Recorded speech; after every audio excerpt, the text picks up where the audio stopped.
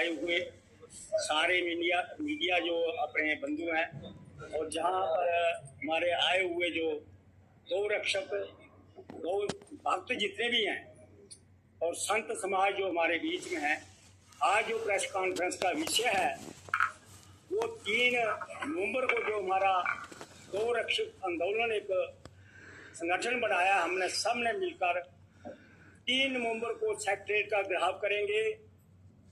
इसी विषय पर आज हम बताना चाहते हैं, सारे समाज को आह्वान करना चाहते हैं, विनती करना चाहते हैं, उनको भी बुलाना चाहते हैं कि जो 3 नवंबर को ये आंदोलन जो हम शुरू कर रहे हैं सेक्रेटरीट का घेराव, तो उसमें भागीदारी ले, गौ माता के लिए ये अपना योगदान दें और आगे आए। जो दुख का विषय है कि हमारे प्रधानमंत्री जी और हमारे जो सनातनी लोगों का वोट लेकर हमारी जो मतलब उम्मीद थी कि ये कुछ करेंगे, बहुत देर हो गई हमें लड़ते लड़ते संघर्ष करते। आज जो संघर्ष का जो हमारा टूट चुका है बांध, इसलिए हम अपने सेक्टर मूव करेंगे और उस प्रदर्शन में हमारे साधु समाज, जो गौरक्षक है, जो गौ भक्त है, और आम जनमानस जो हिंदू समाज जितना भी है, को जगाने के लिए 3 नवंबर को हमारा सेक्रेटरीट घेराव है। इसलिए हम आपसे विनती करते हैं, सारे समाज से, सारे संत, सारे महात्मा जितने भी मंदिर के पुजारी हैं, वो सारे आए, आगे आए और इस आंदोलन को गौ माता के इंसाफ लाने के लिए, उसकी कानून बनवाने के लिए ये योगदान दे रहे। धन्यवाद। आगे हमारे गुरु राशि जी हैं, ये अपनी बात रखेंगे। गौ माता की जय, गौ माता की जय, भारत माता की जय। पहले तो आप सब लोगों को बहुत बहुत शुभकामनाएं कि आज गोपाष्टमी भी है। आज के दिन ही भगवान कृष्ण ने पहली बार गैयों को चराया, बछड़ों को लेकर गए थे, गैया बछड़े लेके चराने के लिए थे। आज उस तिथि को माना जाता है, इसे गोपाष्टमी के नाम से पूजा जाता है। पहले तो सब लोगों को गोपाष्टमी की शुभकामनाएं देते हुए ये प्रेरणा अपने बच्चों को भी देनी चाहिए कि गोपाष्टमी कितनी महान तिथि है, इसे किस प्रकार से पूजना चाहिए, जिसे तिथि को हमारे ब्रह्म परमात्मा ने स्वयं पूजा।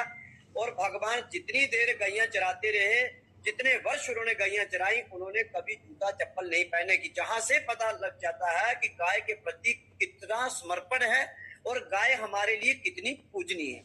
पहले तो हमारे हर एक व्यक्ति को, हर एक सनातनी को अपने घर में गाय रखनी चाहिए, क्योंकि हम सब लोग गौशालाओं पर निर्भर हो जाते हैं, वो भी कोई समाधान नहीं है। एक हिंदू एक अपने खाते में गाय डाल ले तो वो बहुत बढ़िया है। एक हिंदू एक गाय गौशाला नहीं हो पाए। आज से ही संकल्प करो कि हम अपने घर में कहीं भी एक गाय को समर्पण लेते हैं, हम उसका पालन करते हैं। इस प्रकार से गाय के प्रति एक नया संकल्प होना चाहिए। पद को छोड़ के भी है, क्योंकि एक विषय सबसे बड़ा जो दुख का कारण बन गया है वो धर्मांतरण, ये भी एक बहुत बड़ा दुख का विषय बन गया है। क्योंकि भगवान कृष्ण गीता में कहते हैं, धर्मो रक्षति रक्षिता, जो धर्म की रक्षा नहीं करते, धर्म अंततः उनकी भी रक्षा नहीं करता। हमें अपने धर्म की रक्षा करनी चाहिए। हमारे पूर्वजों ने किस प्रकार से धर्म को संभाल के रखा। आप किसी भी गांव में अगर कोई अपरिचित व्यक्ति आता था तो एक बच्चे से लेके बूढ़े तक हर बंदा उसको देखने लगता था। ये बंदा पहली बार देखा, उसे पूछा जाता था, तुम कहाँ से हो, तेरे पिता का नाम क्या है, तेरा गांव का नाम क्या है, तेरे अड़ोस पड़ोस का नाम क्या है, उसको तुम जानते हो, उसको तुम जानते हो। जब उनको विश्वास होता था तब उनको गांव में अंदर जाने की एंट्री मिलती थी। आज हमारा पड़ोस के अंदर धर्मांतर हो जाता है, किसी को पता क्यों नहीं चल रहा है? क्योंकि हमारे अंदर निर्भोता आ गई है, हमारे अंदर धर्म के प्रति वो जागरूकता नहीं रही है। हर एक व्यक्ति का धर्म बनता है, क्योंकि शास्त्र कहता है जितना अपराध करने वाले को पाप लगता है, इतना ही अपराध देखने वाले को पाप लगता है। नहीं लगेगा? आप एक से बच सकते हैं, गांव से बच सकते हैं, परंतु उसकी दृष्टि से नहीं बच सकते हैं।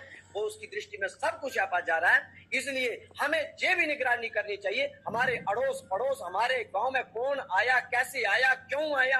अगर अच्छा मैसेज लेकर अगर अच्छा व्यक्ति आ रहा है, उसका सम्मान भी करना चाहिए। और यद्यपि आपको कोई शक संदेह लगता है तो उसे उदंड दंड भी देना चाहिए। क्योंकि रावण कुंभकर्ण कब बातों से माने, रावण कुंभकर्ण कब बातों से माने, बिन मांगे मजदूर को कब मिली मजदूरी है। सुनो, दुष्ट की खातिर हिंसा बहुत जरूरी है, क्योंकि शास्त्र स्वयं कह रहे हैं, भगवान स्वयं अपने हाथ में दंड लेकर घूमते हैं। कौन सा देवता है जिन्होंने अपने पास असर नहीं रखी। भय बिना हो ही ना प्रीत, क्योंकि जब तक भय नहीं होगा प्रीत नहीं होगी, क्योंकि हमें अपने धर्म की रक्षा करनी है। आप जानते हैं, मेरे पास लाखों प्रमाण, हजारों प्रमाण हैं। कोरोना काल में किन किन को उनकी मजबूरी का फायदा लिया गया, एक 50-50 किलो चावलों के पीछे उनका धर्म बदल दिया जाता है। ये आप मजबूरी का फायदा लेते हैं। इसलिए जब भी ऐसी कोई बात हो तो हम सबका दायित्व बनता है गौ रक्षा आंदोलन के साथ में। ये मुद्दा मेरा कहने का यही इसका मतलब था कि हमें धर्म रक्षा करनी चाहिए, और इस पर भी धर्मांतरण पर भी कोई कड़ा कानून बनना चाहिए। यह भी मांग हम रखना चाहते हैं।